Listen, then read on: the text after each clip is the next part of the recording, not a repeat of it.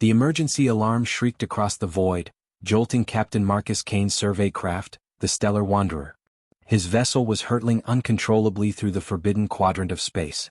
The console glowed a menacing red, bathing the cockpit in a ghastly crimson light as his hands fought a desperate battle against the controls, struggling with the unforeseen gravitational distortion that had materialized instantly. "Computer, current status report." Marcus yelled, the chill of fear turning into beads of sweat on his forehead. "Multiple system failures detected. Navigational arrays offline. Hull integrity at 47% and degrading." The ship's AI replied with an exasperatingly cool tone. Through the main viewport, he watched powerlessly as his vessel was dragged towards a colossal, menacing alien edifice, a fortress that seemed to mock the laws of physics. Its crystalline spires twisted into improbable, sharp geometries against the backdrop of a billion distant stars. This was the feared Zarata territory, the area every pilot in the Alliance was strictly warned to avoid. The militant species that governed this space was known for its merciless treatment of intruders. The Stellar Wanderer shook violently as it tore through the perimeter energy shield of the fortress. Marcus clenched his jaw, gripping the controls until a final, brutal impact threw him hard onto the cockpit deck. Blackness consumed him. When sensation returned, Marcus found himself forced onto one knee on a floor that looked like it was hewn from a single block of polished obsidian. His wrists were locked in energy restraints that hummed with a strange alien energy. The surrounding chamber rejected conventional human architecture. The walls curved and flowed like solidified liquid, and the surfaces refracted light in ways that strained his eyes. "The trespasser is conscious," a voice stated, its tone authoritative, the words in a flawless, although accented, standard English. Marcus looked up to see a detachment of Zarathian soldiers. Their biomechanical armor had a metallic sheen, like oil across water. Each soldier stood close to 7 feet in height, their faces concealed by helmets resembling predatory insects. Energy weapons were aimed directly at him from every direction. "Listen, this is all a simple mistake," Marcus began, instinctively deploying his usual pilot's charm despite the grave danger. "My ship had a malfunction. I had no intention of entering your territory." "Silence," the leading soldier commanded. "You will provide your explanation to the Warlord." They hauled him roughly upright and marched him through shifting, almost organic corridors. Other Zarathians they passed, bureaucrats, engineers, and warriors, paused their activities to stare at the human prisoner. Marcus had never observed their species up close before. The Alliance's xenobiology files hadn't done them justice. They moved with a deadly elegance, their features sharp and angular, and their skin appeared to glow faintly with an internal light. The entrance to what must have been the throne room seemed to dissolve like fog as they approached. Marcus's breath caught. The hall beyond was immense, its ceiling lost in deep shadow. Pillars of living crystal pulsed with soft, multi-hued light. At the far end, seated on a throne that looked naturally grown rather than constructed, was a figure that triggered every warning bell in Marcus's mind. She possessed a devastating beauty, akin to a plasma storm, terrifying, magnificent, and utterly lethal. Her skin was the pale, ethereal color of a pearl, a stark contrast to the pitch-black combat armor that molded itself to her form. Hair like flowing silver cascaded over her shoulders. When she finally fixed her gaze upon him, Marcus was transfixed by eyes the color of a neutron star, brilliant blue-white, with depths that promised annihilation. The Warlord Caraxia, supreme commander of the Zarathian Hegemony's military forces, she announced, her voice resonating with an authority capable of commanding armies. "A mere human pilot believes he can trespass into our borders with impunity?" The guards forcibly knelt Marcus before the throne. He looked up at her, rapidly assessing his slim chances of negotiating his way out. Her expression was impenetrable, those stellar eyes scrutinizing him as if he were an intriguing sample under a microscope. "Your Excellency," Marcus started, drawing upon the scant knowledge he had of Zarathian customs. "I sincerely regret the incursion. My vessel suffered a catastrophic navigational failure. I had no motive to—" "Your motives are insignificant," Caraxia interrupted, rising from her seat with a fluid, effortless grace. "You are present here. That is the only fact of consequence." She descended the steps slowly, each step measured and predatory. The court, comprised of advisors, military brass, and nobles, watched in a state of intense, absolute silence. Marcus noted several courtiers exchanging nervous glances, indicating that their warlord in this mood was a danger even to her own people. "Tell me, human," she continued, circling him with the lethality of a shark. What verdict should I pass upon you? The penalty for violating Zarathian space is death. Quick, clean and final. Well, that appears somewhat severe for a simple navigation error, Marcus blurted out before he could silence himself. I mean, don't you people have a system for traffic violations or something? The entire throne room fell into an eerie, absolute stillness. Even the soft hum of the alien technology seemed to cease. Several guards actually retreated a step. Caraxia halted directly in front of him, tilting her head slightly. You possess the audacity to jest in the shadow of death? It's somewhat of a human characteristic, Marcus admitted. We tend to make jokes when we're terrified. It's a psychological defense mechanism. To his surprise, a faint corner of her mouth twitched. How peculiar.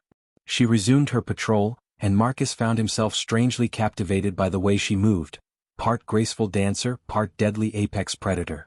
The armor she wore looked more ceremonial than purely protective, decorated with complex, shifting patterns. Despite his desperate situation, he couldn't help but admire the aesthetic. You know, his mouth continued on its self-destructive trajectory. For someone who's about to carry out an execution, you're certainly putting on quite the spectacle. The dramatic entrance, the circling, the whole gloom and doom atmosphere. It's all very theatrical. Caraxia paused again, this time standing behind him. Are all members of your species so insufferably nonchalant about their own mortality? Just the pilots, Marcus responded. We're quite accustomed to brushes with death, though they usually don't involve such attractive executioners. What in the cosmos just came out of my mouth? The ensuing silence was even more deafening than the previous one. Marcus could feel the intense weight of dozens of alien eyes drilling into him. He had definitely crossed a line, likely several lines. Caraxia moved back into his line of sight, her expression unreadable. Attractive? I meant from a purely objective standpoint, Marcus stammered, knowing it was far too late to salvage the situation. The whole warrior goddess style really suits you. The armor, the silver hair, I could terminate you instantly aura. Very imposing in a complimentary way. If there is such a thing as a complimentary way to be intimidating while one is about to die. One of her counselors, an older Zarathian dressed in elaborate robes, stepped forward. My lord, perhaps we should proceed with the sentence before this human causes further disgrace. Caraxia raised a hand without even glancing at him, and the advisor instantly fell silent. Tell me, human pilot, she said, studying Marcus with those impossible eyes. Do you fear death? Of course I do, Marcus answered with raw honesty. But I learned long ago that fear doesn't alter the outcome. Might as well face it with some semblance of dignity, or, in my specific case, apparently with inappropriate attempts at humor and badly timed flattery. She reached down and firmly gripped his chin, forcing him to maintain eye contact. Her touch was surprisingly light, though he could sense the immense strength beneath it. Most prisoners grovel. They offer their fortunes, their intelligence, their servitude, anything to prolong their miserable existence. Yet you tell jokes. Would begging actually change the result? Marcus asked. No. Then I'll stick with the jokes.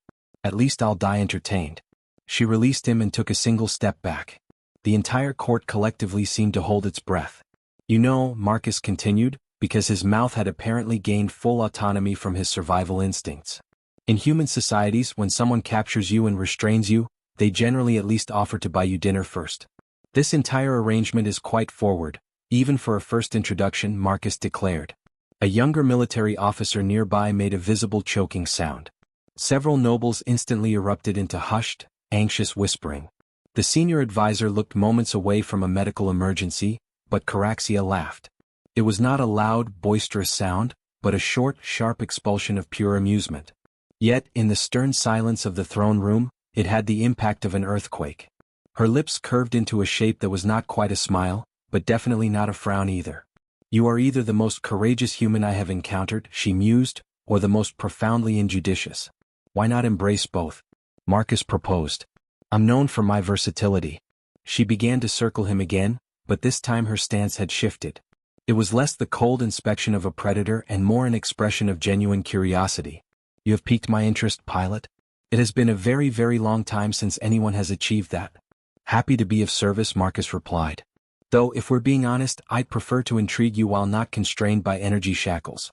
They significantly hinder my natural charm. Your natural charm trespassed into restricted territory, she reminded him.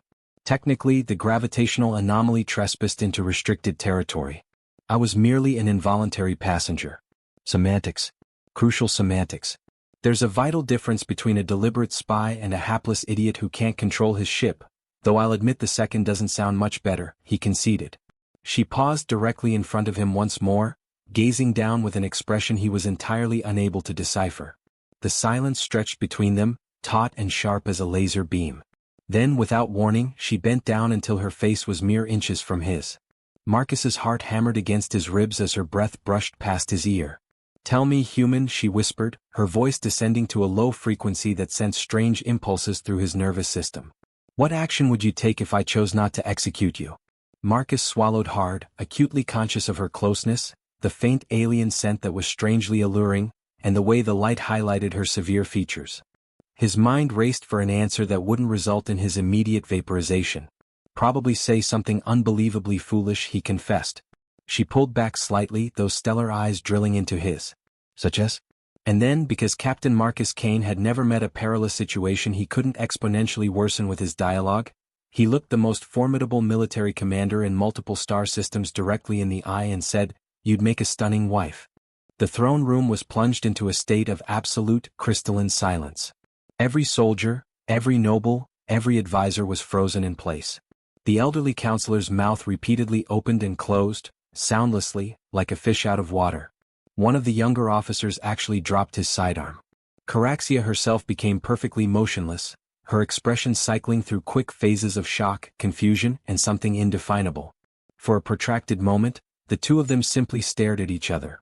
The human pilot who had just signed his own death warrant, and the alien warlord who held his life in her hands.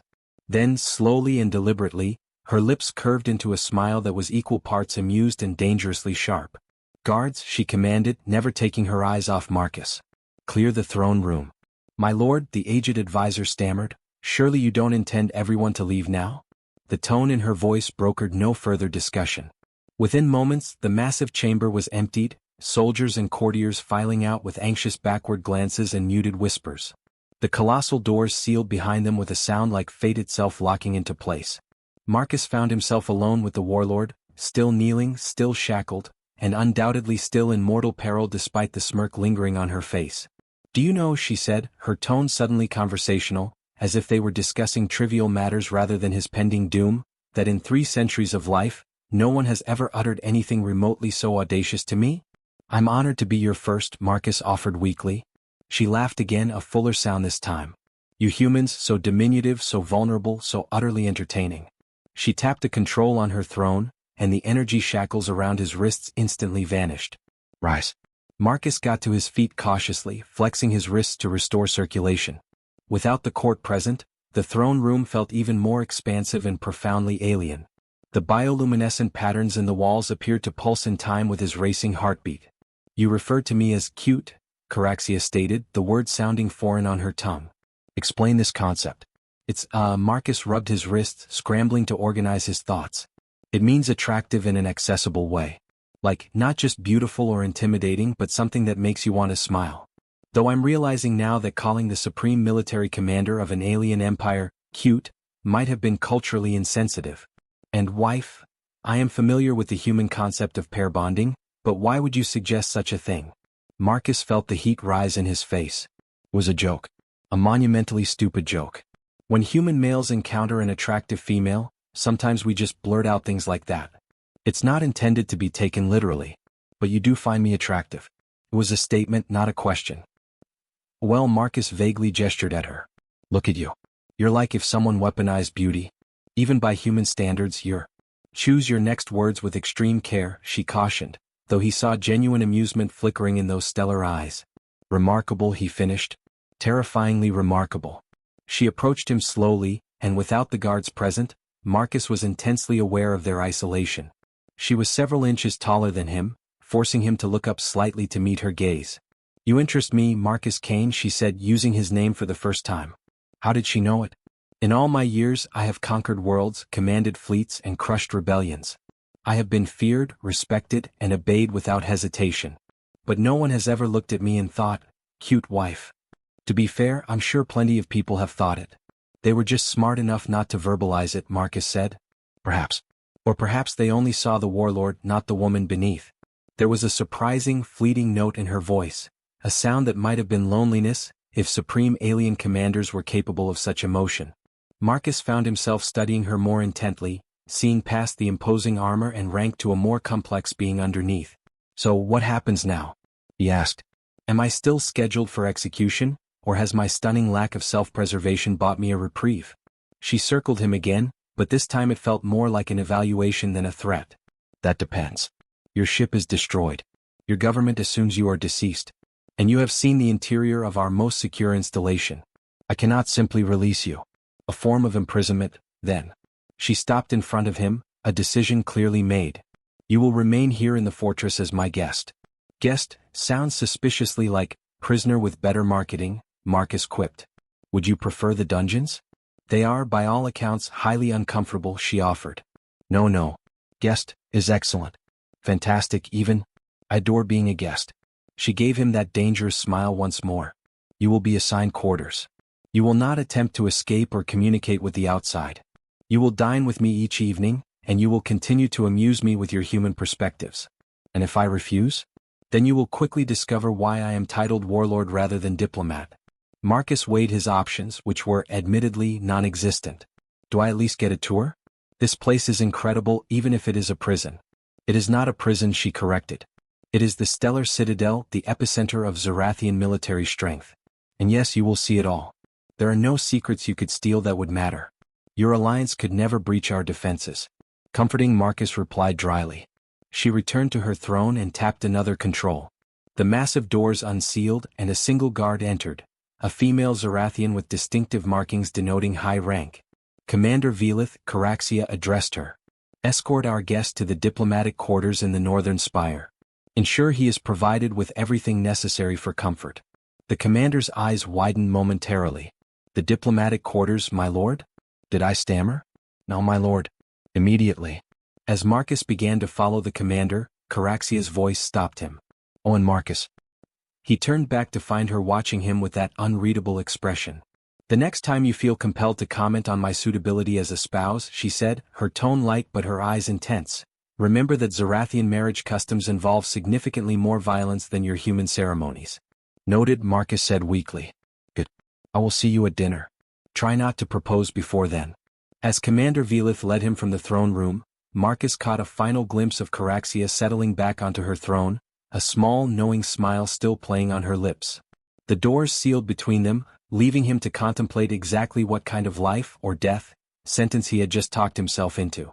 "You realize," Commander Void remarked as they navigated the corridors that seemed to shift and breathe like molten glass, "that you are the first prisoner in 3 centuries to walk away alive from the Warlord's presence after such an audience."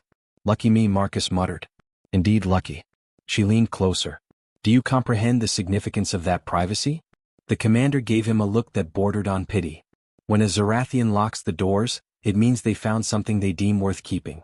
A chill that had nothing to do with the alien atmosphere ran down Marcus's spine. "And what happens to the things she keeps?" Void replied with a hint of sympathy, "That depends entirely on how well you continue to interest her." As they ventured deeper into the Stellar Citadel, Marcus couldn't shake the feeling that his joke about marriage might have been more prophetic than intended. The most powerful military commander in known space had just claimed him as her personal guest. And the way she had smiled when he called her cute, he was either the luckiest human alive or the most comprehensively doomed. Probably both.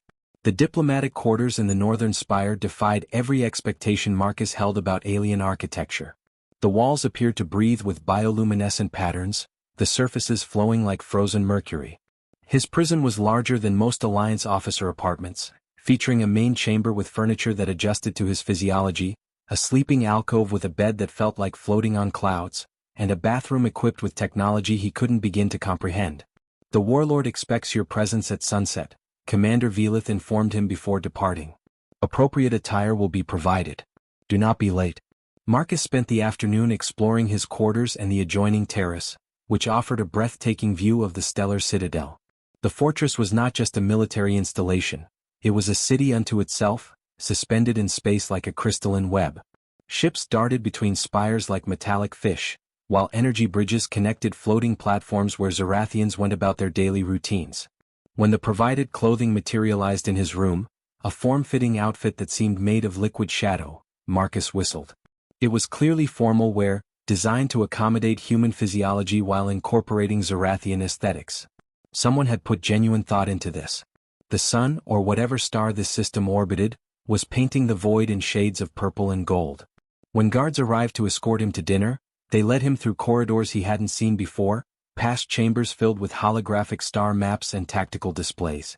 The dining chamber was intimate compared to the throne room, a circular space with transparent walls offering a panoramic view of the cosmos.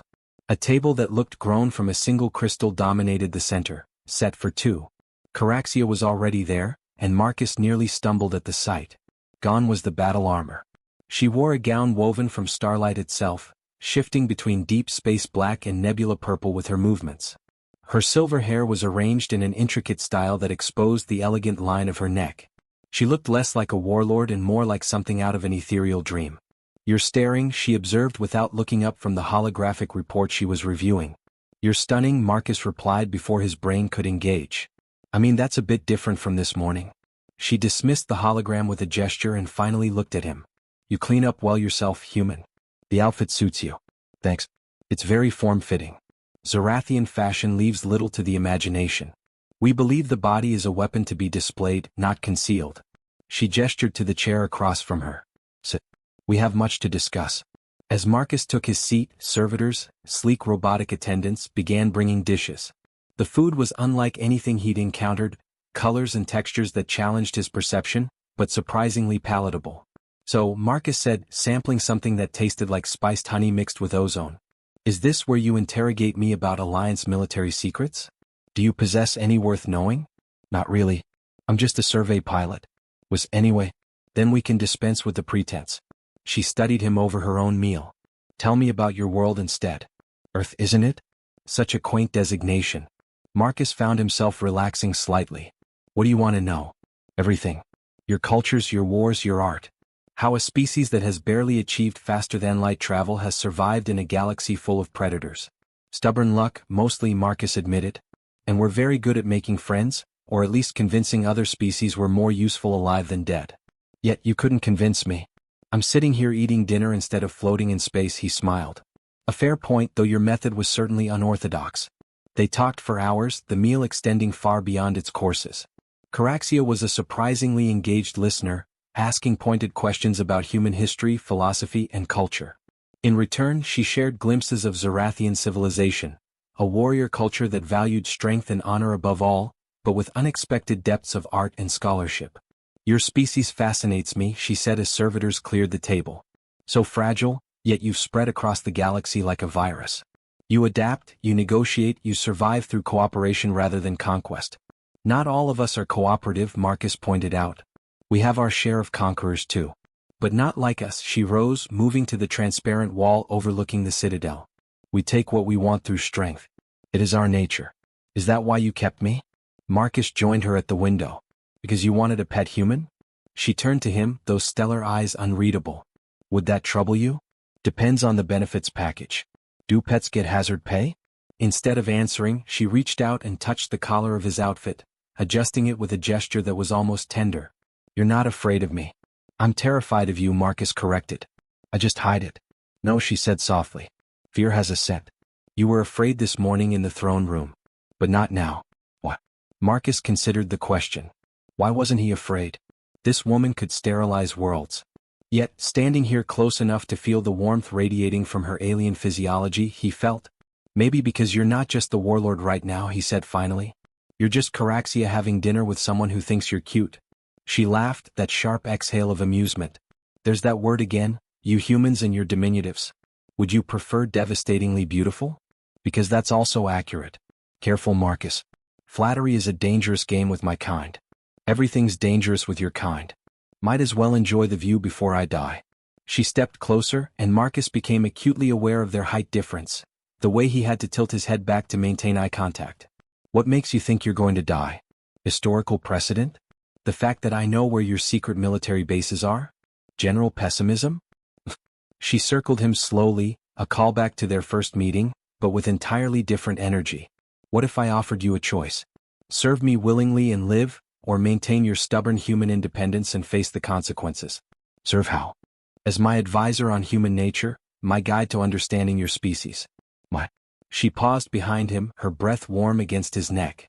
Companion. Marcus's heart rate spiked. That's a very loaded term. Is it?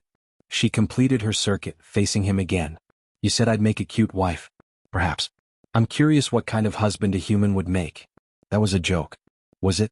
She tilted her head, studying him. Your pupils dilated when you said it. Your heart rate increased. Your pheromones changed. All biological indicators of genuine attraction. You can sense all that? I can sense many things. She leaned in closer. Including the fact that your attraction hasn't diminished despite knowing what I am. If anything, it's grown stronger. Marcus swallowed hard. Maybe I have a thing for dangerous women. Clearly. She pulled back, a satisfied smile playing at her lips. Return to your quarters. Think about my offer. Tomorrow I'll show you more of the Citadel. Perhaps that will help you decide. And if I say no? Her smile sharpened. Then we'll discover how long your humor lasts in less comfortable accommodations. The guards materialized to escort him back.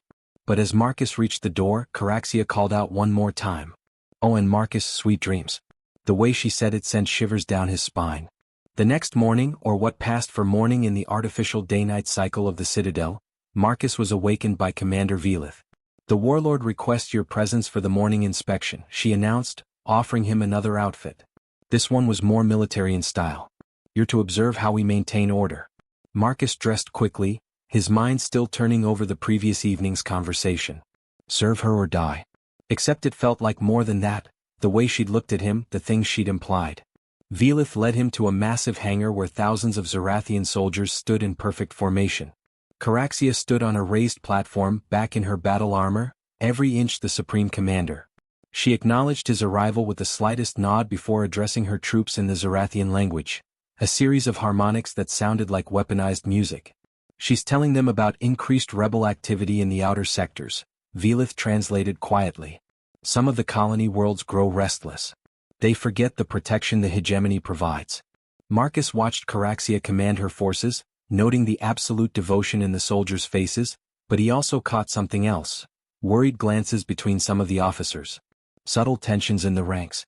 After the inspection, Caraxia dismissed her troops and approached them. Commander, you're dismissed. I'll handle our guest's education personally today. Velith saluted and left, but not before giving Marcus another of those pitying looks. Thoughts? Caraxia asked as they walked from the hangar. Your troops respect you, but some are worried. The rebels you mentioned? Perceptive. Yes, there are always those who chafe under strong leadership. They believe the hegemony has grown soft, that we should expand more aggressively. She led him through a door into what appeared to be a private training facility. Remove your jacket. Excuse me? You wanted to understand Zarathian culture. Combat is at the heart of who we are. Remove your jacket. Marcus complied, watching wearily as she selected two training weapons from a wall display, staves that hummed with suppressed energy. I don't suppose you'd believe me if I said I'm a pacifist? She tossed him one of the staves. Defend yourself. She moved like liquid lightning. Marcus barely got the staff up in time to block her first strike, the impact jarring his entire body. He'd had basic combat training, but this was like trying to fight a force of nature. Too slow, she criticized, sweeping his legs out from under him. Marcus hit the mat hard. Your species relies too much on technology, not enough on the physical form itself. We also rely on not engaging in hand-to-hand combat with apex predators, Marcus wheezed, accepting her hand to rise again. They sparred for an hour. While Marcus never came close to landing a hit, he began to discern patterns in her movements, the artistry behind the aggression. She wasn't just beating him, she was instructing him, showing him how Zarathians thought, moved, and lived. Better, she finally stated, not even breathing hard while Marcus felt like he had run a marathon. You learn quickly for a human. Thanks, I think. Why do I feel like this is still part of my evaluation? Everything is evaluation, she said, returning the weapons. How can I trust someone who won't face me in combat? Even symbolic combat. Did I pass? You didn't flee. That is something. She gestured for him to follow. Come, there is more to see. The tour that followed was extensive. She showed him the tactical command center where holographic displays tracked fleet movements across a dozen systems. The research labs where Zarathian scientists worked on technology that made Alliance tech look like stone tools. And the vast libraries containing the history and culture of a dozen conquered species. You preserve their knowledge? Marcus asked, surprised as they walked through halls lined with alien artifacts. Of course. Conquest without understanding is mere destruction. We are builders, not destroyers. Tell that to the species you've conquered. They live. They prosper under our protection. Is that not superior to extinction? It was a philosophical debate with no clear winner, but it unveiled more of her complexity. Not just a warlord but a scholar-soldier who genuinely believed in the civilization she protected. As they entered what appeared to be a private gallery filled with art from across the galaxy, alarms suddenly blared throughout the citadel. Caraxia's expression hardened as she touched a communication node on her armor. The conversation was in Zarathian, but Marcus recognized the tone. Urgent bad news. When she disconnected, her stellar eyes were blazing with cold fury. What occurred? An assassination attempt on one of my admirals. The rebels are growing bolder. She turned to him and he saw pure calculation in her gaze. You wish to understand our politics. You are about to receive an education. She led him at a near run to a chamber he hadn't seen. A war room where senior officers were already assembling around a massive holographic display. They shot curious glances at the human in their midst, but Caraxia's presence preempted any objections. Report, she commanded. Admiral Thex's flagship was sabotaged during a routine inspection tour, an officer reported. He survived but barely. Intelligence suggests the Purist faction was responsible. The Purists? Marcus whispered to Velith, who had appeared beside him. Ultranationalists who believe the warlord has been too lenient with conquered species, she explained quietly. They think allowing aliens to serve in our forces weakens us. Your presence here will not help their opinion. Marcus watched Caraxia process the information, her mind clearly sifting through strategies. When she spoke, her voice carried absolute authority. Double security on all senior staff. I want the perpetrators located within the cycle and increased surveillance on known Purist sympathizers. My lord, an older officer spoke carefully, perhaps this is a sign we should reconsider some of our recent policies. The integration of alien units? The human presence? Are you suggesting I yield to terrorist General Crescent? The temperature in the room seemed to plummet. No, my lord. Of course not. Good, because anyone who thinks they can manipulate me through violence will learn otherwise. Dismissed. As the officers filed out, she turned to Marcus. Still think I'm cute? Terrifyingly so, he admitted. Despite everything, she smiled. Come, there's something else you need to see. She led him to her private study, a space he sensed few had ever entered. Ancient weapons lined the walls and star charts covered every surface. But what caught his attention was a holographic display showing a partial map of the galaxy with trade routes, military positions and political boundaries. The rebels aren't my only concern, she said, manipulating the display. Your alliance grows stronger. The consortium expands its influence and somewhere in the void, something stirs that has even our deep space scouts worried. Why are you showing me this? Because change is coming whether we will it or not. She turned to him and for the first time, he saw a flicker of uncertainty in her eyes. My people, we've been conquerors for so long. We've forgotten how to be anything else. But perhaps that needs to change. And you think I can help with that? You made me laugh, Marcus. Do you understand how rare that is? You looked at the most feared military commander in known space and saw a potential wife. She shook her head. Either you see something others do not, or you are magnificently insane. Both, Marcus suggested. Perhaps. She moved closer, that dangerous grace never leaving her. I've decided you'll stay. Not as a prisoner but as my consultant. You'll help me understand your species and perhaps teach me to see the galaxy through different eyes. And if I refuse? Then you'll break my heart, she said with mock seriousness. And I'll have to throw you out an airlock. Very tragic. Well, when you put it that way. She reached out and touched his face, her fingers surprisingly warm. You interest me, Marcus Kain, more than you should. That makes you either very valuable or very dangerous. Which do you think I am? I haven't decided yet. She leaned in close enough that he could feel her breath. But I intend to find out. A knock at the door interrupted whatever might have happened next. Velith entered, looking apologetic. My lord, the council requests your immediate presence. The Purist faction is demanding an emergency session. Caraxia sighed, pulling away. Of course they are. Marcus, you'll attend with me. Let them see that their intimidation tactics mean nothing. Is that wise? Velith asked carefully. Probably not, but wisdom and I have never been close companions. She smiled at Marcus, sharp and predatory. Besides, I'm curious to see how they react to my new human advisor. As they prepared to face the political storm, Marcus couldn't help but reflect on how quickly his situation had changed. From prisoner to consultant, from joke to whatever this was becoming, he'd called her cute wife, as a desperate gesture. Now, watching her prepare for political battle with the same intensity she brought to physical combat, he wondered if his subconscious had been trying to tell him something. Either way, he was committed now, serving at the pleasure of an alien warlord who found him amusing. He'd had worse jobs probably. The council chamber. The council chamber erupted in outrage the moment Marcus entered behind Caraxia. Dozens of Zarathian nobles and military officials rose from their seats, their harmonious language turning discordant with anger. You dare bring that creature here? General Cressa's voice cut through the chaos. Into our most sacred deliberative body? Caraxia didn't even slow her stride. This creature is my advisor. He stays. This is unprecedented. Another voice, a noble in elaborate ceremonial armor, cried. No alien has ever. Unprecedented times call for unprecedented measures, Caraxia interrupted, taking her place at the head of the crescent-shaped table. She gestured for Marcus to stand beside her, a position that caused another wave of furious whispers.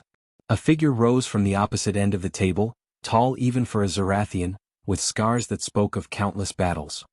His armor bore the marks of the purest faction, and his eyes held barely contained contempt. I am Vorin Kral, he announced, his gaze fixed on Marcus. And I speak for those who remember what made us strong. This pet of yours is a symbol of how far we've fallen. Careful, Vorin, Caraxia's voice carried a lethal warning. Your words dance close to treason. Treason? Vorin laughed harshly. I serve the true Zarathian way. You're the one who betrays our heritage, bringing weakness into our midst. First the integration policies, now this, parading a human before the council like a trophy. Marcus felt the tension ratcheting higher. Every eye in the chamber was on him, most filled with hostility, but he caught something else in a few gazes. Curiosity, even sympathy. Not everyone here was a purist. If I may, Marcus said, his voice carrying clearly in the chamber's acoustics. The shock of hearing him speak, he'd been studying their language with translation aids, created a moment of stunned silence. You question my presence here, he continued in careful Zarathian. I understand. But consider, I've seen your military drills, your technology, your culture in 3 days. I've observed more about Zarathian society than most outsiders see in a lifetime. If I were truly a spy, wouldn't keeping me close be the wisest course? You see, Vorin turned to the council. It speaks like a trained animal performing tricks. That stung, but Marcus kept his expression neutral. He'd faced worse in Alliance diplomatic circles. Enough, Caraxia commanded. We are here to discuss the assassination attempt, not my staffing choices. Intelligence report. A younger officer activated a holographic display showing security footage. The explosive was planted during routine maintenance. We've identified 3 suspects, all with purist connections, but, Caraxia prompted. They're dead. Suicide capsules. Professional work. Convenient, she murmured. They silenced themselves before questioning. Almost as if someone wanted to hide their involvement. Vorin's expression didn't change, but Marcus caught the slight tension in his shoulders. Caraxia noticed too. General Crescent, she continued, you oversee maintenance schedules. How did saboteurs access a flagship? The general shifted uncomfortably. We're investigating all possibilities, my lord. See that you do. And Vorin, she turned that stellar gaze on the purist leader. I trust your faction will cooperate fully with the investigation? Of course, he replied smoothly. We condemn violence against fellow Zarathians, though one wonders if integration hasn't made our security lax. The meeting continued for hours, political maneuvering disguised as security discussion. Marcus absorbed everything, filing away names, alliances, and the subtle body language that spoke louder than the words themselves. When the session finally concluded, he could feel the exhaustion deep in his bones. You handled that well, Caraxia commented as they walked back to her private quarters. Most humans would have crumbled under that hostility. I've sat through Alliance budget meetings, Marcus muttered. Those are truly terrifying. She laughed, though the sound was strained. Vorin's influence is escalating. The assassination attempt, whether successful or not, emboldens them. You think he was behind it? I know he was. Proving it is another matter. They entered her study and she immediately pulled up tactical displays. But he made a mistake today. He showed too much interest in you. Lucky me. Indeed. You are now a symbol, Marcus. To me, you represent possibility, adaptation, and growth, seeing beyond our rigid, traditional ways. To him, you embody everything wrong with my leadership. She turned to him, her expression serious. That makes you a target. I figured that out when half the council looked ready to vaporize me. Which is why you're relocating. What? Your quarters are too exposed. You will move to the secure wing adjacent to mine. Better surveillance, limited access points, and my personal guard rotation. Marcus felt his cheeks flush. Adjacent to yours? A problem? No, that's very close. She stepped towards him, that predatory grace in full effect. Does my proximity disturb you? Disturb isn't the word I'd use. What word would you use? Marcus met her gaze steadily. Complicated. She circled him slowly. Tell me, Marcus, do you regret your joke now about the wife? Which part? The joke itself, or the fact that I'm starting to think it wasn't entirely a joke? She stopped directly in front of him. Dangerous words. Everything about this is dangerous. Might as well be honest. For a moment, they stood frozen, the air between them charged with potential. Then an alarm shattered the moment. It was different from before, more urgent, a combat alert. The arena. Caraxia snarled, instantly switching to warrior mode. Someone's triggered an unauthorized event. They ran through corridors quickly filling with armed soldiers. The arena, a massive chamber Marcus had only glimpsed, was in chaos. The energy barriers that normally contained combat were flickering, and in the center. Is that a thrown beast? Marcus breathed.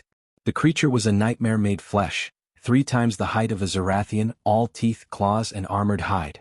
It roared, the sound shaking the walls, and Marcus saw bodies already scattered across the arena floor.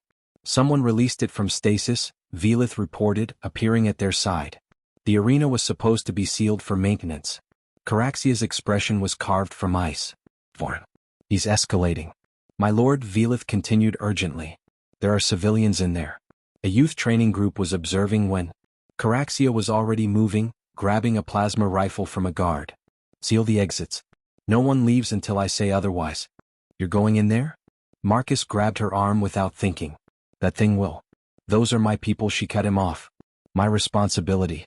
Then I'm coming with you. Absolutely not. You're human, fragile, and apparently your advisor.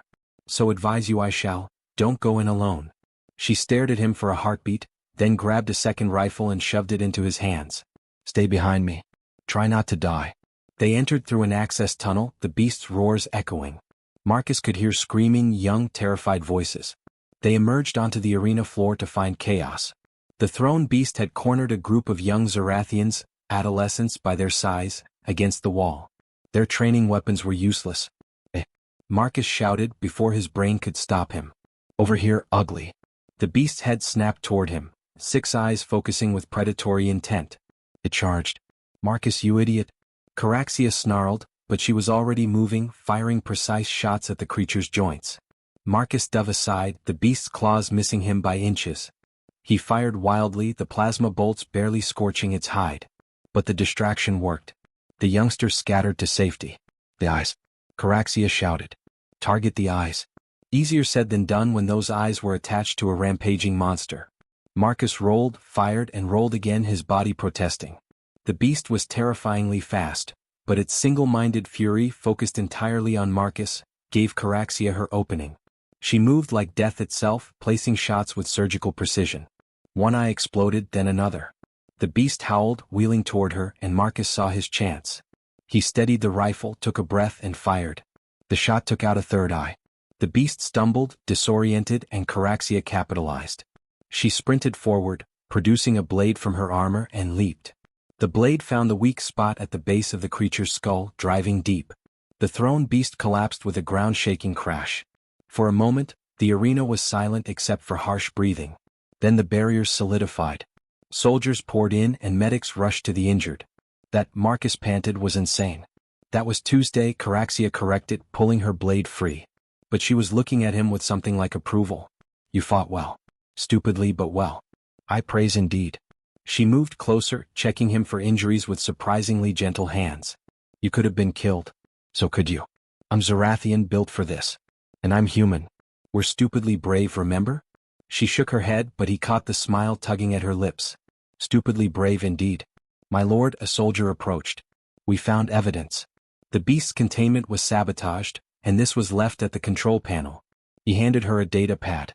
Her expression darkened as she read. What is it? Marcus asked. A message. The alien lover risks our young for her pet. How many must die for her weakness? She handed the pad back. Double the guard on all training facilities and find me whoever wrote this. As medical teams cleared the arena, Vorin appeared with a contingent of purist supporters. His expression was one of perfectly crafted concern. My lord, thank the ancestors you're safe. When we heard about the attack. Save it, Caraxia cut him off. We both know what this is. I'm sure I don't understand, but perhaps this tragedy illustrates the danger of distractions. His gaze flicked to Marcus. A leader's attention should be on her people, not her pets. Marcus stepped forward. Interesting timing, wouldn't you say? The council meeting, then this. Almost like someone wanted to make a point. Careful human. You're addressing a general of the hegemony. And you're addressing the warlord's advisor, Marcus shot back. Show respect. The silence was deafening. Vorin's hand twitched toward his weapon, but Caraxia's voice cut through like a blade. Touch him and lose the hand, she said simply. Vorin's face flushed dark. You threaten me for this creature? I promise you, continue this path and you'll learn what threats truly mean. She stepped between them, every inch the warlord. Leave now, before I remember that challenging my authority is treason. Vorin backed down, but his eyes promised this wasn't over. As he and his supporters left, Caraxia turned to the assembled soldiers. Let everyone know, Marcus Kain fights beside us. He risked his life for our young. Any who question his place here questions me. The soldiers saluted, and Marcus saw something shift in their expressions. Not acceptance, not yet, but respect. He'd shed blood in their arena, faced their monsters. That meant something. Later, in her private quarters, Caraxia attended to a cut on his arm he hadn't even noticed.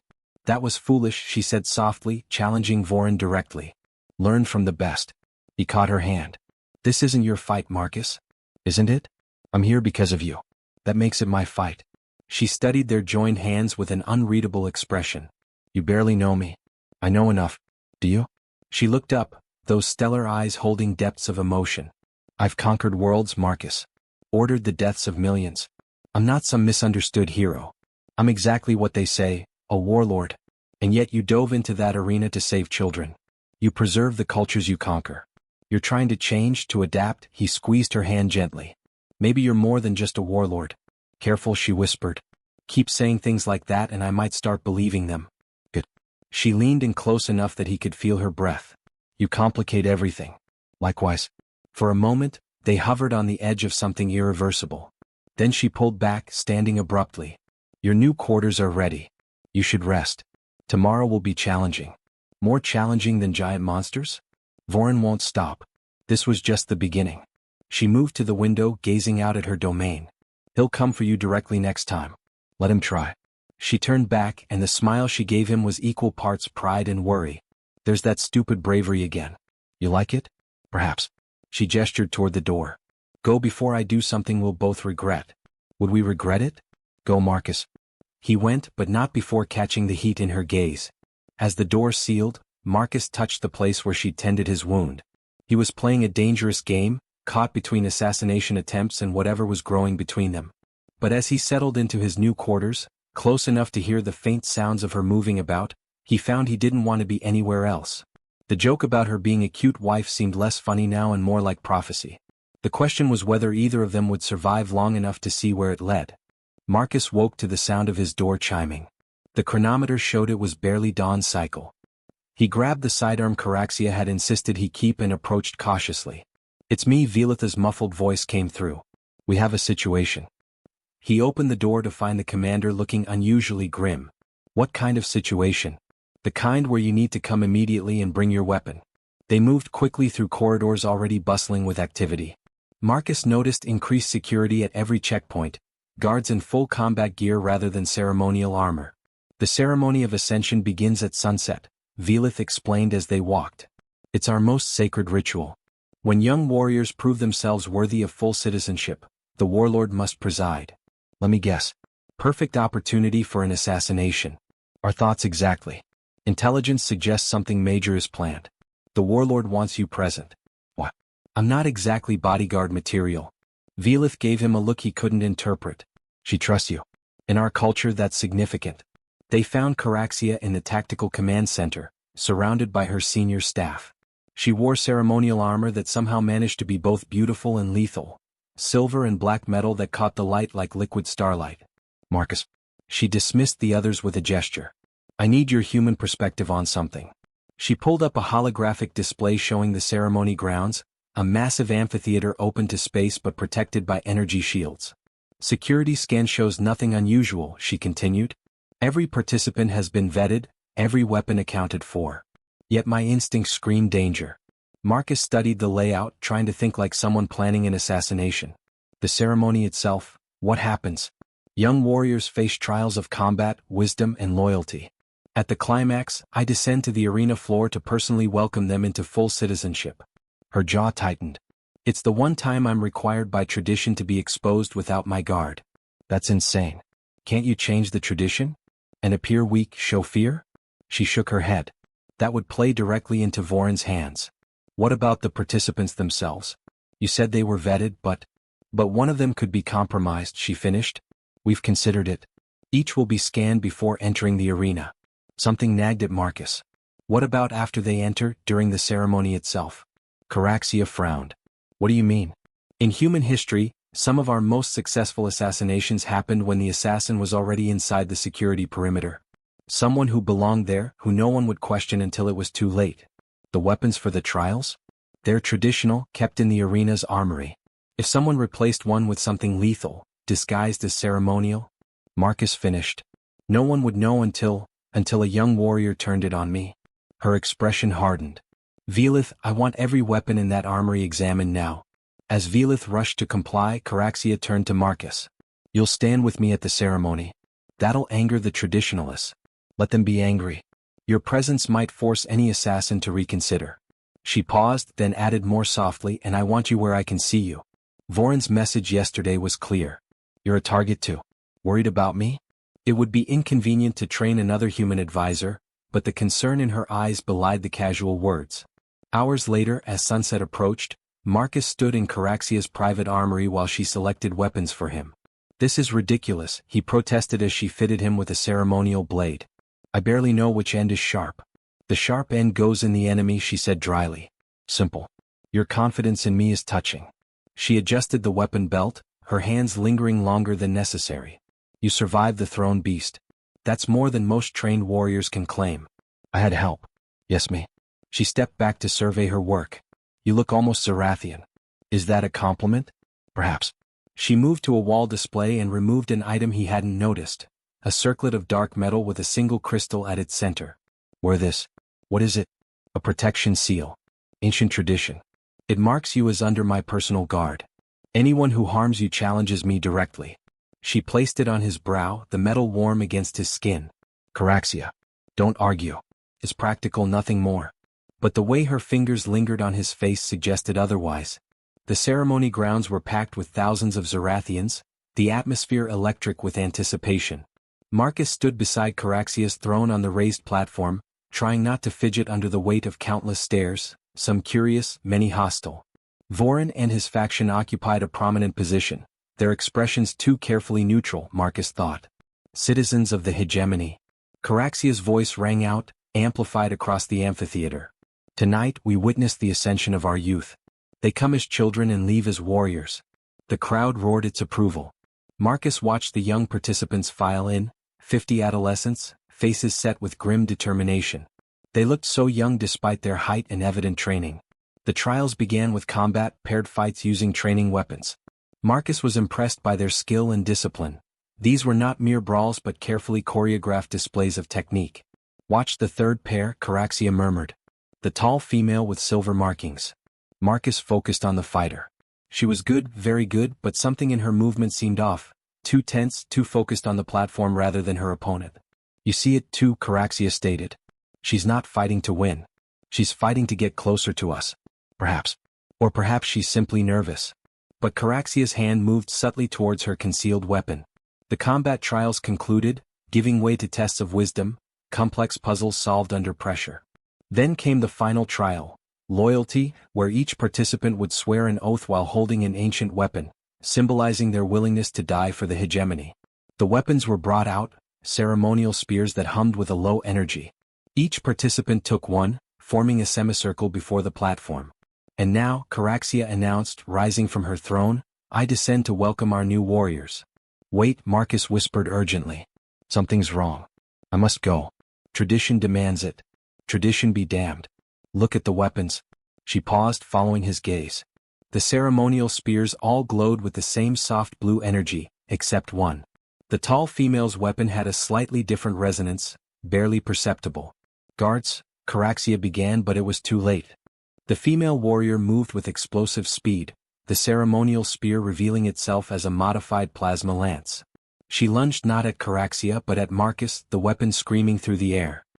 He reacted on instinct, shoving Caraxia aside and raising his ceremonial blade.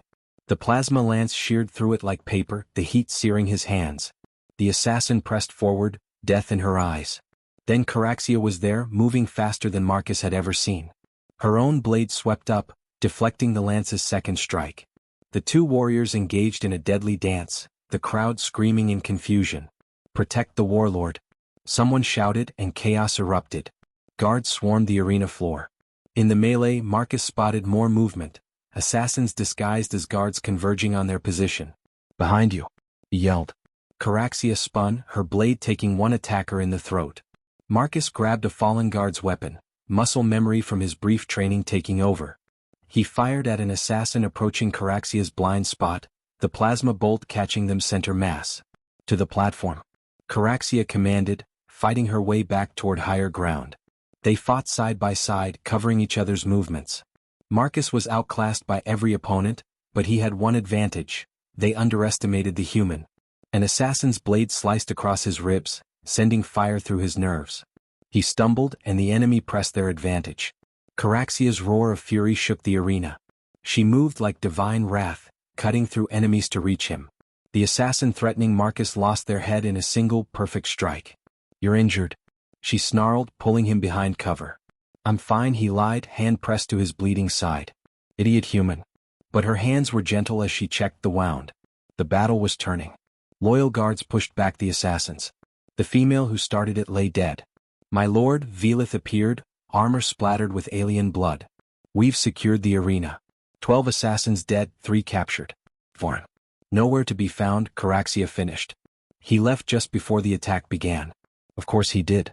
She helped Marcus to his feet. "Clear the grounds. The ceremony is postponed." As medics approached, Caraxia addressed the crowd, her voice carrying despite the chaos. "Let all witness. Enemies of the hegemony struck at our most sacred ceremony. They failed. They will always fail. We are Zarathian. We do not yield." The crowd's response was deafening. Marcus realized many were looking at him with new eyes. He'd bled for their warlord, fought beside her. He had proven himself in the most Zarathian way possible. In the medical bay, as healers worked on his wound, Caraxia paced like a caged predator. 12 assassins, she muttered. Recruited from the young warriors themselves. "How did we miss this?" "Because Vorin's smarter than you gave him credit for," Marcus said. "He knew you'd check the participants, so he corrupted them after they were vetted. Plus, the female went for me first, not you. Kill the weak human, demoralize you, create an opening. It supports his narrative. Instead, the human saved lives." She stopped pacing, fixing him with that intense gaze. "You pushed me aside, took a weapon meant for me. Instinct." "What?" She dismissed the healers, waiting until they were alone. "What?" Marcus considered humor, but something in her expression demanded honesty. "Because losing you would break something important. Not just for the hegemony, but for me." She crossed to him in 2 strides, cupping his face in her hands. "You impossible, fragile, stupidly brave human. You forgot cute." "That too." And then she kissed him. It wasn't gentle. Caraxia didn't do gentle. It was fierce, possessive, tasting of battle and blood, and something electric that made his healing wound seem insignificant. When she pulled back, they were both breathing hard. "That was," Marcus started. "Overdue," she finished. "You've been disrupting my life since you arrived. Making me feel things I'd buried. Making me want things I shouldn't." "Like what?" "Like keeping you. Not as an advisor or pet or symbol, but more." "That sounds dangerously close to emotion." "Warlord, your influence, no doubt." She traced the line of his jaw. "This complicates everything. Everything about us is complicated." "Truth." She kissed him again, softer this time, but no less intense. "Vorin will use this against us. Let him try. He failed today. He'll try again. And next time," she pulled back, the warrior mask sliding back into place. "I need to address the council. This attack changes the political landscape. What about us? What about us?" But she softened the words with a smile. "You're mine now, Marcus Kain. The kiss sealed it in Zarathian culture. That's as binding as any vow. You could have mentioned that before. Would it have stopped you? No. Then why waste words? She moved to the door, then paused. Your quarters are no longer sufficient. You'll move to mine tonight. That's very forward. I'm Zarathian. We take what we want. Her smile turned predatory. And I want you where I can protect you. And other things.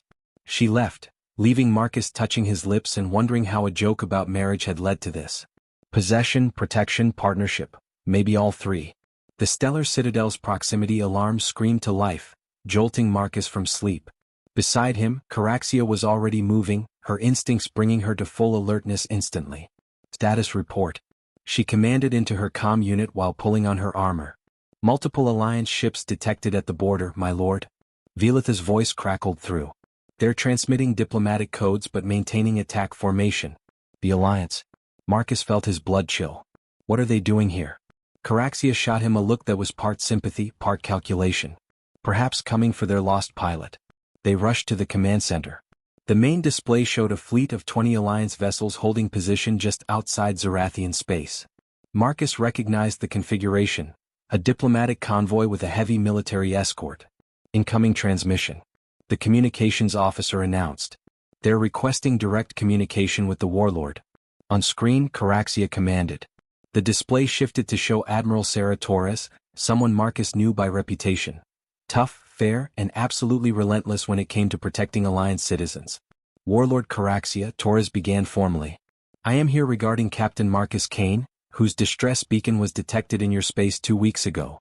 We demand his immediate return. Caraxia's expression remained neutral. Captain Kain is no longer your concern, Admiral. I beg to differ. He's an Alliance citizen. Torres paused, her eyes finding Marcus standing beside the throne. Her expression cycled through surprise, relief, and confusion. Captain Kain, you're alive. Hello, Admiral, Marcus said carefully. As you can see, I'm fine.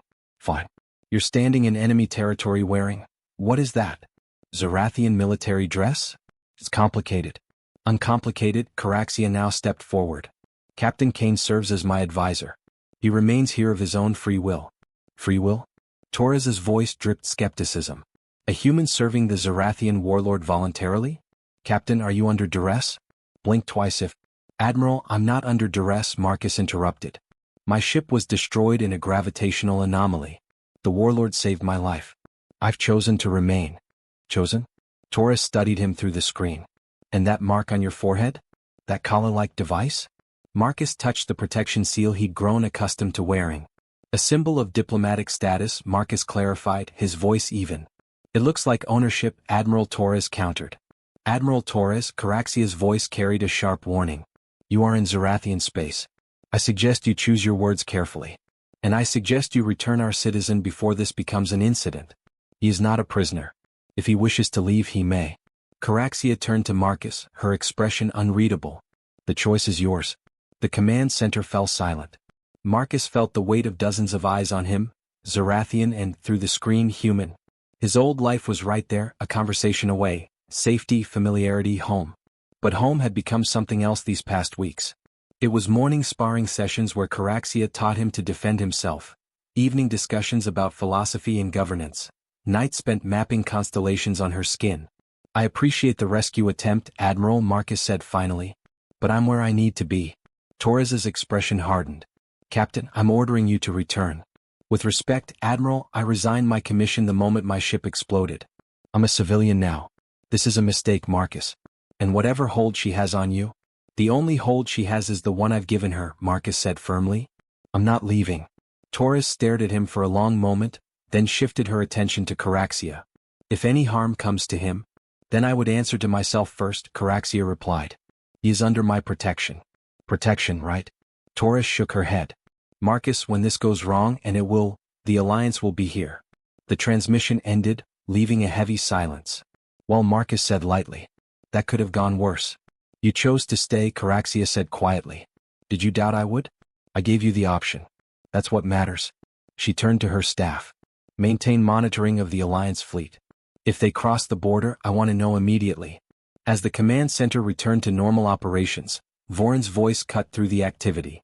How convenient. He stood in the doorway with his usual retinue. An alliance fleet appears just as our internal politics reach a critical point. One wonders if our guests summon them. Careful, Warlord Caraxia warned. Your implications border on accusation. I merely observe the timing. First, assassination attempts that conveniently elevate the human status. Now, his people arrive to create external pressure. Perhaps Captain Kain is a better strategist than we thought. Marcus stepped forward. If I wanted to leave, I just had my chance. I stayed. What more proof do you need? Proof? Vorin smiled coldly. That you're playing a deeper game. The Alliance doesn't send fleets for single pilots. You're more important than you claim. Or they value their people, Caraxia interjected. Something you might learn from. The insult landed. Vorin's hand twitched toward his weapon. You go too far. Alarms interrupted him. Different alarms. Ones Marcus had learned meant serious trouble.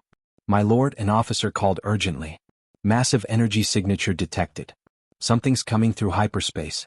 Something big. The main display shifted, showing a distortion in space that grew larger by the second. When it resolved, Marcus felt his throat go dry. It wasn't a ship. It was a creature. A living thing the size of a battle cruiser, all writhing tentacles and bioluminescent patches. It moved through space like it was swimming, heading directly for the Citadel. Void Leviathan. Someone whispered in horror. That's impossible, Vorin said, fear cracking his composed mask. They're miss. Apparently not, Caraxia said grimly. She turned to her officers. All defensive systems online. Evacuate civilian sectors. What is that thing? Marcus asked. A nightmare from our oldest stories, Caraxia replied. They're said to be drawn to large gatherings of psychic energy, like the kind generated by massive political upheaval. You mean we summoned it? Our conflict? Or perhaps someone summoned it deliberately? She shot a look at Vorin, who had gone pale. You can't think this threatens all of us. Yes, Caraxia agreed. Which means we work together or die separately. Choose quickly. The Leviathan struck the Citadel's outer shields. The entire structure shuddered, lights flickering. Shields holding at 70%, an officer reported. But it's adapting to the frequency. Of course it is, Marcus muttered. Then louder, the Alliance fleet. They have different shield configurations. If we could coordinate. You want to invite them into our space. Vorin snarled. I want to survive. Marcus shot back. That thing doesn't care about our politics. Caraxia was already moving. Open a channel to Admiral Torres. Torres appeared on screen, her expression shifting from annoyance to alarm as she took in the scene. What in God's name is that? Void Leviathan, Caraxia said briskly. Our shields won't hold forever. I propose a temporary alliance. You want our help? I want your shield frequencies. If we can create overlapping fields with different signatures, it might confuse the creature long enough to drive it off. Torres studied her for a moment. And in return you have my word that Captain Kain remains here by choice. No tricks, no coercion. Your word. My word as Warlord. I do not give it lightly. Another shudder ran through the Citadel. Shields at 50%. Marcus stepped into view. Admiral, please. There are millions of lives on this station. Torres's expression softened slightly. You really have gone native, haven't you? She turned to someone off-screen. Transmit our shield harmonics and bring the fleet to support position. What followed was controlled chaos. Human and Zarathian technicians worked together, their mutual distrust temporarily overridden by survival instinct. Marcus found himself translating between the two groups, his unique position suddenly invaluable. The phase variance needs to match. No, not that frequency, it'll create interference. He explained rapidly, hands flying over controls. Caraxia coordinated the military response while, credit where due, Vorin organized the evacuation efforts. The political rival proved frustratingly competent when lives were on the line. Shields reconfigured. Implementing now. Velith announced. The overlapping energy field sparked to life just as the Leviathan broke through the original barriers. It struck the new configuration and recoiled, a sound like tortured metal echoing through space. It's working. But the creature wasn't done. It pulled back, body pulsing with increased bioluminescence. It's learning too fast, the lead technician reported. We need a new strategy. Marcus stared at the display, mind racing. What if we don't fight it? What if we redirect it? Explain, Caraxia demanded. You said it's drawn to psychic energy. The Citadel's full of people, all stressed, all broadcasting emotional turmoil. We're like a beacon. But what if we gave it a bigger beacon? Understanding dawned in her eyes. The asteroid field. There's an old mining station, abandoned but still powered. If we could amplify its energy signature. Make it look more appetizing than us, Marcus finished. That's insane. Vorin protested. The power requirements alone would require both fleets working together. Caraxia cut him off. She turned to the screen. Admiral Torres, we need your help for one more thing. It took precious minutes to coordinate, minutes while the Leviathan continued its assault. But finally, both fleets focused their energy projectors on the distant mining station, creating a massive psychic flare. The effect was immediate. The creature paused, sensory organs swiveling toward the new signal. Then, with a movement that seemed almost eager, it turned away from the citadel and headed for the asteroid field. It's working. The Leviathan is moving away. Cheers erupted in the command center. Humans and Zarathians embraced in relief before remembering they were supposed to be enemies and stepping awkwardly apart. Well, Admiral Torres said dryly. That was educational. I suppose we should. She was cut off as Vorin drew his weapon, pointing it at Marcus. Now we return to reality. The human has served his purpose. The room froze. Zarathian guards raised weapons, unsure who to target. The moment balanced on a knife's edge. Lower your weapon, Vorin, Caraxia commanded, deadly calm. No. Don't you see? This proves my point. He makes us weak, dependent on outsiders. The Leviathan came because our strength wavered. Our strength saved us, Marcus said carefully, very aware of the plasma weapon aimed at his chest. Zarathian and human working together. Pretty words. Vorin's finger tightened on the trigger. But words won't restore what we've lost. You're right, Caraxia said suddenly. We have lost something. Vorin smiled, but his triumph was instantly erased as Caraxia continued. We've lost the luxury of isolation. The galaxy changes, Vorin. New threats emerge that require new solutions. Adaptation isn't weakness, it's survival. You speak of survival while taking an alien to your bed. I speak of survival while embracing the future. She moved slowly, placing herself partially between Vorin and Marcus. Kill him and you kill any chance of our people evolving beyond conquerors. Perhaps that's a price worth paying. Then pay it yourself. In one fluid motion, Caraxia drew her blade and sent it spinning through the air. It struck Vorin's weapon, sending it flying. Before he could react, she was on him, hand around his throat, lifting him off the ground with casual strength. You forget yourself. She snarled. I am Warlord not because of tradition or politics, but because I am the strongest. Challenge that at your peril. She dropped him and he collapsed, gasping. You choose him over your own kind. I choose the future over the past. Guards take him to detention. He'll stand trial for treason. As Vorin was dragged away, still cursing, Caraxia turned to the screen where Admiral Torres had watched everything with interest. Admiral, thank you for your assistance. You're welcome to remain while we repair our shields, but then I must ask you to withdraw. And Marcus remains with me by his choice. Torres studied them both, something like understanding in her eyes. I see. Well, Captain or whatever you are now, try not to start any intergalactic wars. I'll do my best, Admiral. And Warlord, take care of him. He's one of our best. He's one of mine now, Caraxia replied. I protect what's mine. After the transmission ended, Marcus found himself alone with Caraxia in her private study. The adrenaline was wearing off, leaving him shaky. You could have let me go, he said quietly. Avoided all this. Could I? She moved close, cupping his face. Tell me, Marcus. Could I really have let you go? He leaned into her touch. That thing, the Leviathan, will it come back? Perhaps, but we'll be ready. Together. She kissed him softly. You brilliant, impossible human. You saved us all today. We saved us. Zarathian and human. Yes. She pulled back, stellar eyes bright with emotion. The Council will resist. But after today they can't deny the value of cooperation. You've given me the leverage I needed to push real change. Happy to help overthrow centuries of tradition. Overthrow is a strong word. I prefer aggressive renovation. She smiled, then grew serious. Vorin won't be the last to challenge us. This path we're choosing, it's dangerous. Good thing I like danger. Good thing indeed. She moved to the window. Your people will return. Questions will be asked. The galaxy will watch what we do next. Marcus joined her, slipping an arm around her waist. Then let's give them something worth watching. She leaned into him, warrior and woman in equal measure. You realize what you've done? What we've started? Changed everything. Changed everything, she agreed. No going back now. Would you want to? Never. She turned in his arms, kissing him with fierce possessiveness. You're mine, Marcus Kain. My advisor, my conscience, my partner. Let the galaxy deal with that. The war came without warning. Marcus woke to the citadel shaking violently, alarms screaming across every level. Caraxia was already armed and armored, her face grim as she received reports. What's happening? Marcus grabbed his own gear. Vorin escaped during prisoner transfer. His supporters have launched a full rebellion. She paused, listening to incoming data. And they're not alone. The consortium has allied with them. A joint force is attacking 3 frontier worlds simultaneously. The consortium? But they sign non-aggression pacts, which mean nothing if they smell weakness. She strapped on her plasma blade. They think our contamination by human influence makes us vulnerable. Time to prove them wrong. The command center was controlled chaos. Holographic displays showed battle sites across Zarathian space, ships burning, defensive lines crumbling. My lord, General Crescent reported, his earlier skepticism replaced by grim professionalism.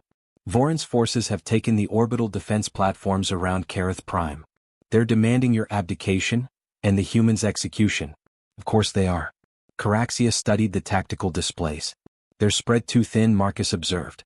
3 simultaneous attacks. That's not sustainable unless they have inside help. Traitors in our own command structure, Caraxia finished. My lord, Velith interrupted urgently. Priority message from the Alliance. Admiral Torres is offering assistance. Put her through. Torres appeared on screen. Warlord, the consortium's attack violates 7 different treaties. The Alliance Council has authorized me to offer military support. At what price? Caraxia asked bluntly. No price. Marcus was right. Sometimes cooperation is just survival. Plus, the consortium has been eyeing our border colonies. Better to stop them here than fight them alone later. As they coordinated with the Alliance, Marcus noticed something in the tactical data. Caraxia, look at this. The attack patterns. They're hurting our forces, but they're pulling our fleets away from the Nexus Gate. The Nexus Gate, an ancient Zarathian artifact, allowed instantaneous travel across vast distances. If Vorin controlled that, he could strike anywhere in our territory. Too late, Cress reported. Sensors show a massive fleet emerging from hyperspace near the gate. My lord, those are hegemony transponder codes. It's our own mothball reserve fleet. Vorin's been planning this for years, Caraxia said quietly. Building his strength in secret, waiting for the right moment. The citadel shook again. Enemy ships had broken through the outer defenses. They're heading for the command spire. Boarding craft inbound. Then we give them a warm welcome. Caraxia activated the citadel's internal defenses. All combat personnel to defense positions. Protect the civilian sectors. She turned to Marcus. You should evacuate with the non-combatants. Not a chance. I stay with you. She looked ready to argue, then simply nodded. Then arm yourself properly. This won't be like the arena. The first wave hit 20 minutes later. Vorin's elite troops poured through breached hull sections. Marcus fought beside Caraxia, their partnership seamless. She was the blade. He was the shield, coordinating with defenders through his unique understanding of both Zarathian and human tactics. Marcus, Velith's voice crackled through comms. Consortium forces are pushing toward the civilian shelters in Section 7. We're outnumbered 3-1. Go. Caraxia commanded. I'll hold here. But that's an order, advisor. Save our people. Marcus ran, gathering scattered defenders. He found Section 7 in chaos. Consortium shock troops advancing on shelters filled with families. Without thinking, he put himself between them and the civilians. Rally to me. He shouted in Zarathian. Form defensive lines. We hold here. The defenders, mostly young soldiers and civilian volunteers, rallied around the human who'd bled for their warlord. What followed was brutal. Marcus kept fighting, kept pushing. A plasma bolt took him in the shoulder, another grazed his ribs, but he kept placing himself between danger and the innocents behind him. For the warlord. Someone shouted, and the cry was taken up by others. For the hegemony. For Kain. Then Alliance Marines were there, Torres's forces arriving just in time to turn the tide. You look like hell, Captain, a Marine sergeant observed. Feel worse. The warlord's still fighting in the command sector. Orders? Marcus almost laughed. Help evacuate the civilians. Then we push back to command. They fought their way back, Marcus leading a mixed unit of Zarathians, humans, and even a few other alien species. They found Caraxia surrounded but unbroken. Vorin himself led the assault. The pet arrives.